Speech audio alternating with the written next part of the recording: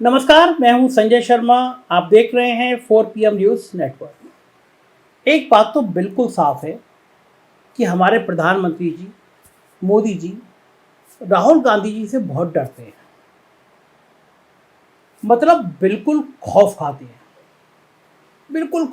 हैं। वो राहुल गांधी से तय है। मैं ऐसा क्यों कह रहा हूं ये अभी आपको इस वीडियो में बताऊंगा, जिसके बाद आप भी मेरी इस बात से पूरी तरह से सहमत होंगे।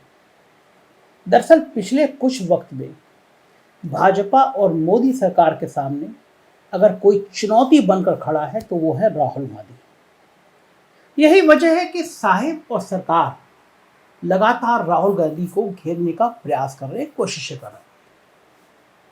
और इसी उद्देश्य से राहुल गांधी को मानहानि केस में अब तक की सबसे अधिक 2 साल की सजा सुनाई गई और उन्हें लोकसभा से भी डिस्क्वालीफाई कर दिया गया।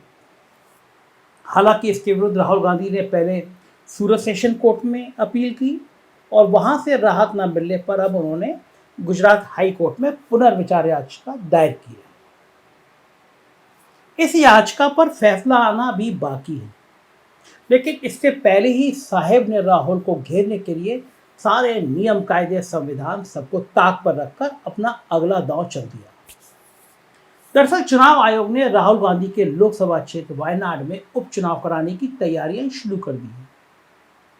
राहुल गांधी केरल की वायनाड लोकसभा सीट से सांसद थे, जो राहुल गांधी की सदस्यता जाने के बाद से खाली हुई। मिली जानकारी के मुताबिक कोझिकोड जिले के डिप्टी कलेक्टर द्वारा जिला निर्वाचन अधिकारी की हैसियत से 5 जून को मान्यता प्राप्त राजनीतिक दलों को भेजे गए एक पत्र में कहा गया था कि इलेक्ट्रॉनिक वोटिंग मशीन (ईवीएम) और voter verifiable paper audit trail (VVPAT) प्रणालियों के सत्यापन के बाद mock poll Wayanad Lok Sabha seat पर उपचुनाव से पहले 7 जून को कराया जाएगा। सभी दलों को सूचित किया गया था कि ईवीएम और वीवीपीएटी प्रणाली का मॉक पोल और सत्यापन कोझिकोड सिविल स्टेशन गोदाम में आयोजित किया जाएगा। स्वास्थ्य केंद्र गोदाम है, उसमें आयोजित किया जाएगा। लेकिन चुनाव आयोग का ये कदम अब सवालों के घेरे में है और साहेब व उनकी सरकार की एक सोची समझी साजिश का हिस्सा है, क्योंकि जब तक गुजरात हाईकोर्ट राहुल गांधी की याचिका पर अपना कोई फैसला नहीं सुना देती, तब तक चुनाव आयोग वायनाड में उपचुनाव कराने की प्रक्रिया कैसे शुरू कर सकते हैं। आखिर चुनाव आयोग को यह कैसे पता चलेगा कि गुजरात हाईकोर्ट से राहुल गांधी को राहत मिलेगी या नहीं मिलेगी, पुनर्विचार याचिका में क्या होगा और उन्हें दोषी करार दे दिया जाएगा, ये कैसे लग रहा है। उत्तर प्रदेश में हुआ था आजम खां के मामले में कि जिस कानून के तहत उनको सजा हुई थी, अयोग्य घोषित हुए थे, चुनाव हो गया, विधायक चुन गया और बाद में उनको उससे दोष मुक्त कर दिया गया। अब बड़ी संवैधानिक स्थिति विषम है। ऐसे ही कुछ यहाँ नजर आ रहा है। चुनाव आयोग एक राज्य के हाईकोर्ट के फैसले को कैसे पहले ही जान सकता है, ये बड़ा सवाल है। और अगर उन्हें फैसला नहीं पता तो कम से कम फैसला आने का इंतजार तो करना चाहिए। पुनर्विचार याचिका दायर है। चुनाव आयोग की इस प्रक्रिया पर कांग्रेस ने भी हमला बोलते हुए इसे रहस्यमय होने का आरोप लगाया है। कांग्रेस की ओर से पूछा गया कि आयोग को उनके समक्ष लंबित अपील में अदालत के फैसले के बारे में पहले से कैसे पता चल गया। राहुल गांधी की याचिका पर उच्च न्यायालय का फैसला आने से पहले ही वायनाड लोकसभा क्षेत्र में उपचुनाव की तैयारियां शुरू हो गई।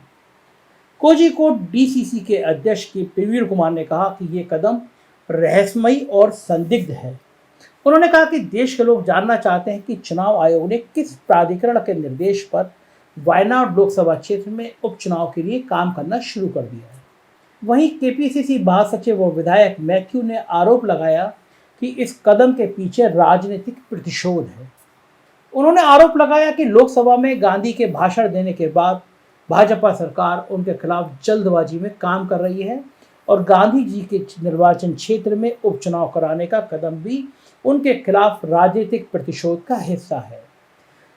कुचलनादन ने यह भी कहा कि कर्नाटक विधानसभा चुनाव में कांग्रेस पार्टी की शानदार जीत के बाद राहुल गांधी मजबूत नेता होकर और उभरे हैं।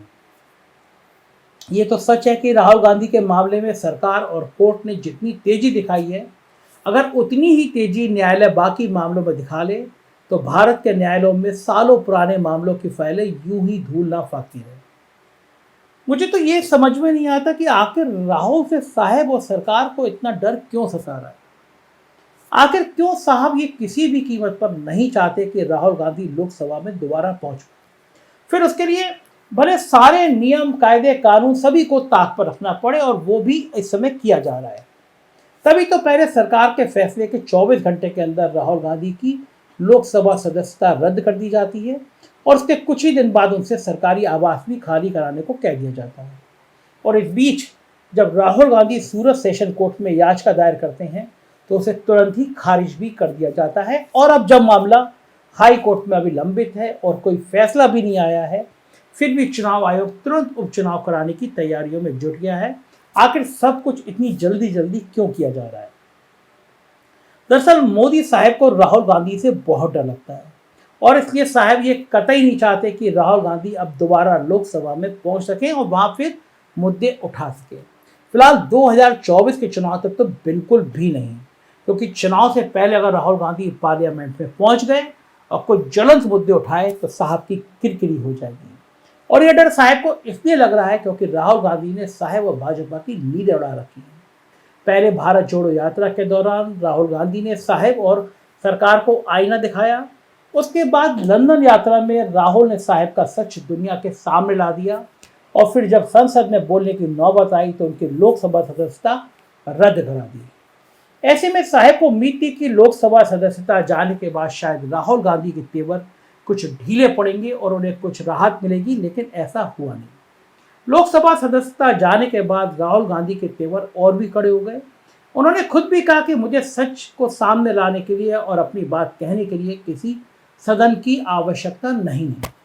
मैं जहां रहूंगा वहीं से अपनी बात कहता रहूंगा और सरकार से सवाल करता रहूंगा।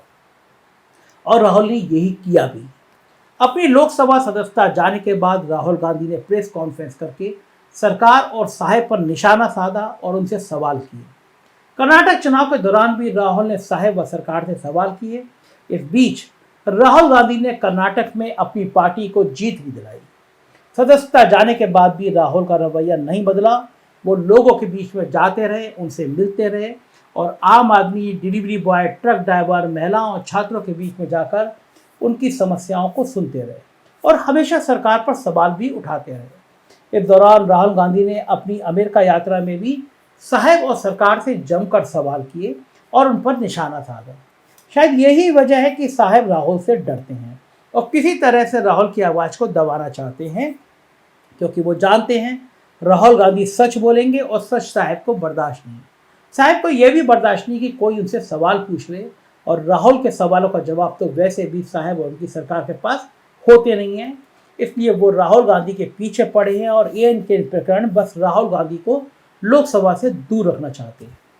दरअसल अगर राहुल गांधी को गुजरात हाईकोर्ट से भी राहत नहीं मिलती है तो उन्हें 2 साल की सजा हो जाएगी, और राहुल उस 2 साल की सजा और उसके बाद अगले 6 साल तक कोई भी चुनाव नहीं लड़ सकेंगे। यानी अगले 8 साल तक राहुल किसी भी तरह के चुनाव में दावेदारी नहीं कर पाएंगे, और इस दौरान 2024 का लोकसभा चुनाव भी निकल जाएगा। शायद साहब यही चाहते हैं कि राहुल 2024 का चुनाव समेत लोकसभा से काफ़ी दिनों तक दूर हो जाए और वो सदन में राहुल के सवालों से बच जाए। लेकिन शायद साहब ये भूल गए हैं कि सच को कभी भी दबाया नहीं जा सकता, ना उसे बदला जा सकता है। इसलिए राहुल गांधी भले चुनाव लड़े या ना लड़े, वो लोकसभा में पहुंचे या ना पहुंचे, लेकिन वो सरकार से सवाल करते रहेंगे और सच को उठाते रहेंगे, ऐसा सब कांग्रेसी कहते हैं। लेकिन चुनाव आयोग की इस हरकत से इतना तो साफ है कि भाजपा और साहब ने इस देश के संविधान को दूर अनदेखी के तार पर टांग दिया है। सारे नियम कायदे और कानून को ताक पर रख दिया है, और अगर फिर भी कोई ये कह दे कि देश में लोकतंत्र कमज़ोर हो रहा है, लोगों की आवाज़ को दबाया जा रहा है, तो उसको झूठ साबित करने के लिए उसकी आवाज़ को दबाया जाएगा और उसके पीछे पालतू तोते छोड़ दिए जाएंगे। अपनी इस हरकत से चुनाव आयोग ने एक बार फिर अपनी विश्वसनीयता को सवालों के घेरे में ला दिया है, और साहब ने दिखा दिया कि 2024 से विपक्ष को सिर्फ साहब और भाजपा से ही नहीं बल्कि गुलाम सरकारी तंत्र से भी लड़ना होगा। फिलहाल अब देखना यह है उपचुनाव कराने की इस साजिशी कदम में आगे क्या होता है। वैसे वहाँ ये बताना भी जरूरी है कि भारत का ही एक राज्य है जम्मू कश्मीर, जहाँ पिछले लगभग 5 सालों से कोई सरकार नहीं है, क्योंकि केंद्र सरकार वहाँ पर चुनाव नहीं करा रही। लेकिन वायनाड में मामला न्यायालय में लंबित होने के बावजूद भी उपचुनाव की प्रक्रिया काफ़ी तेज़ी से आगे बढ़ाई जा रही है। ये हाल है दुनिया के सबसे बड़े लोकतांत्रिक देश का। हम सवाल उठाते रहेंगे, सवाल पूछते रहेंगे। हमें पत्रकारिता में सिखाया गया था कि सवाल विपक्ष से नहीं सत्ता से किया जाता है, और हम उन पत्रकारों में से भी नहीं हैं तो सवाल सत्ता से पूछने में डरें। मुझको यकीन है कि 4PM न्यूज़ नेटवर्क आपको पसंद आता होगा। थोड़ी मदद कीजिए, मेंबर बनिए। इसके नीचे फॉर्म है वीडियो के नीचे, उसको भरिए, सदस्य बनिए, अपनी राय से अवगत कराइएगा। कुछ राज्यों के चैनल हमने शुरू किए हैं, 4PM UP, 4PM Bihar, 4PM Gujarat, 4PM Karnataka, और अब 4PM महाराष्ट्र भी शुरू हो गया। इसे सब्सक्राइब करिएगा। शुक्रिया, थैंक यू।